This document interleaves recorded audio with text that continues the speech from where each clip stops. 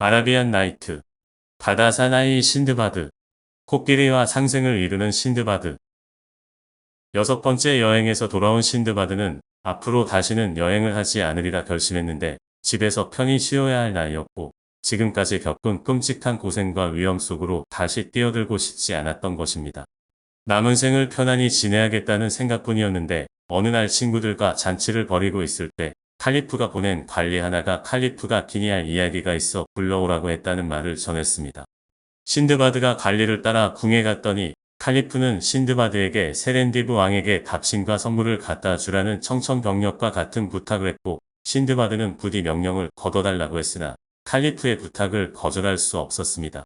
섬의 왕에게 빚을 지고 있어서야 채통이 뭐가 되겠냐는 칼리프의 말에 신드바드는 분부를 받들겠노라고 대답하지 않을 수 없었고 여행 준비를 마친 후 칼리프의 선물과 친서를 받고 발수라로 향해 배에 올랐습니다. 바다는 잔잔해 아무 탈 없이 세렌디브 섬에 도착할 수 있었고 그는 융숭한 대접을 받으며 궁으로 인도되었는데 신드바드를 알아본 왕은 기쁨을 금치 못했고 그는 칼리프가 보낸 친서와 선물을 전했습니다.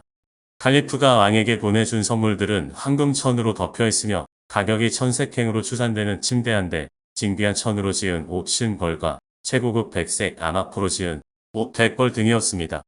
자신이 보낸 우정의 뜻에 칼리프가 답례를 해온 것을 보고 세렌디브 왕은 크게 기뻐했는데 즉시 떠나야겠다는 신드바드에게 왕은 많은 선물까지 안겨주었고 그는 곧장 배에 올랐습니다.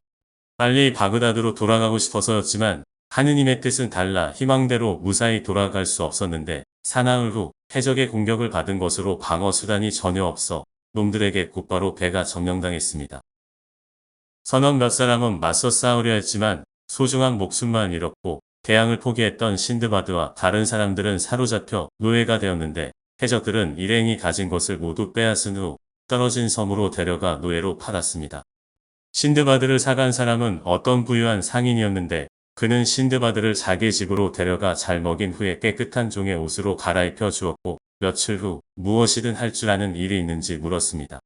신드바드는 신상에 대해 자세히 밝히지 않고 그냥 상인으로 해적에게 잡혀 가진 것을 몽땅 빼앗겼다고만 대답했는데 그가 활을 쏠 줄 아냐고 묻자 신드바드는 젊었을 때 즐긴 운동으로 지금도 잊지 않고 있다고 대답했습니다. 그는 활을 한자루 주고 코끼리 등의 자기 뒷자리에 태우더니 몇 시간 떨어진 넓은 어떤 숲으로 데려가 깊은 숲속에 멈추더니 신드바드를 내리게 했고 커다란 나무 하나를 가리키며 이렇게 말했습니다. 이 나무 위에 올라가게. 그리고 아래로 코끼리가 지나가거든 쏘게나. 이 일대에는 녀석들이 엄청나게 많다네. 그렇게 한 마리 잡으면 내게 알려주게. 그는 약간의 식량을 남겨두고 고을로 돌아가 버렸고 신드바드는 밤새도록 나무 위에서 코끼리를 기다렸는데 다음 날 아침 해가 떠오르자 수많은 코끼리들이 나타났고 그는 마침내 한 마리를 쓰러뜨릴 수 있었습니다. 다른 놈들은 즉시 달아났고 신드바드는 주인에게 달려가 사냥의 결과를 알려주었는데 소식을 들은 주인은 그를 크게 칭찬했고 그들은 함께 숲으로 가서 구덩이를 파 잡은 코끼리를 묻었습니다.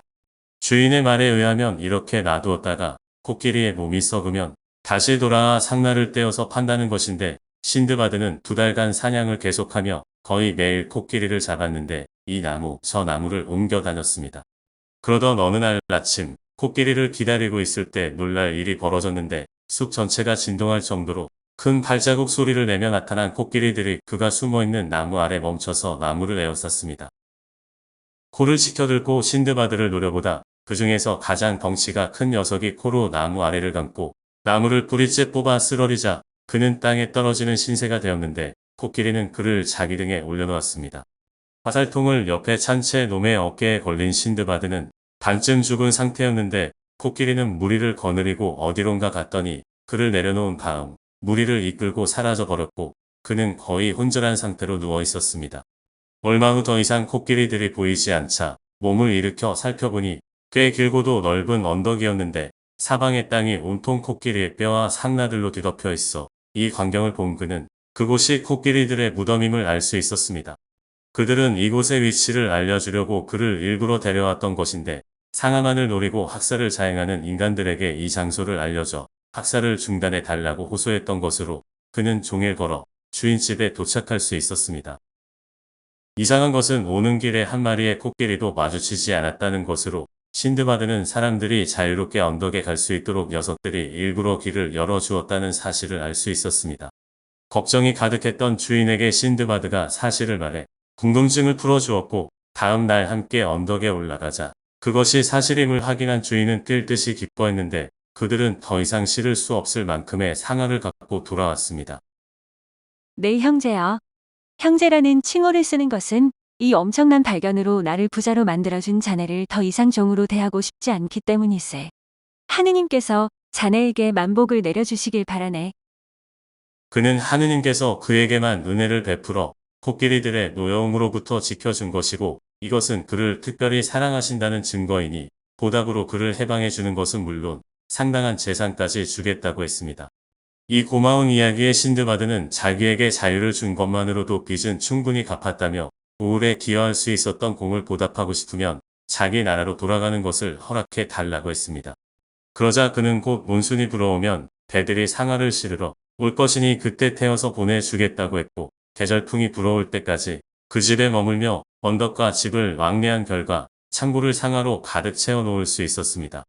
마침내 배들이 도착했고 주인은 신드바드가 타고 갈 배를 직접 고르고 그에게 주는 상아로 배의 반을 채웠으며 항해하는 동안 먹을 식량은 물론 값비싼 선물들과 그 지방 특산품도 잔뜩 안겨주었습니다. 신드바드는 진심 어린 감사의 뜻을 표하고 배에 올라 돛을 펴고 출발했는데 때때로 물과 식량을 조달하기 위해 몇몇 섬에 들렀고 인도 대륙의 어떤 항구로 귀향했습니다. 신드바드는 발소라까지 항해 중에 발생할지 모를 바다의 위험을 피하기 위해 육로로 여행하기로 하고 상아들을 내렸고 그것들을 팔아 손에 쥔 큰돈으로 선물할 여러 신비한 물건들을 샀습니다. 이어 여행에 필요한 장비를 모두 갖춘 다음 큰 대상에 합류해 귀국길에 올랐는데 여행은 오랫동안 계속되었고 고생은 말할 수가 없었지만 모든 것은 얼마든지 견뎌낼 수 있었습니다. 이제는 더 이상 폭풍우도 해적도 뱀도 없었고 지금껏 겪었던 모든 위험들을 두려워할 필요가 없었기 때문으로 그러던 어느 날 이 모든 고생은 마침내 끝이 났습니다. 무사히 바그다드에 도착한 것으로 우선 칼리프를 찾아가 사절로서의 임무를 어떻게 수행했는지 보고드렸는데 신드바드가 코끼리들의 얽힌 이야기를 들려주자 그분은 크게 놀랐습니다. 칼리프는 신드바드가 들려준 이야기들을 너무 신기하게 여겨 이것들을 황금 글자로 기록하여 왕궁의 보고에 보존하라고 왕실 사관에게 분부했습니다. 신드바드는 칼리프로부터 선물과 영예를 넘치도록 받은 후 더없이 흐뭇한 기분으로 집에 돌아올 수 있었고 그 이후 지금까지 그의 전체를 가족과 친척들과 친구들에게 바치며 살아왔습니다. 이렇게 신드바드는 자신의 7번째이자 마지막 여행의 이야기를 마치고는 신드바드를 향해 자, 친구여.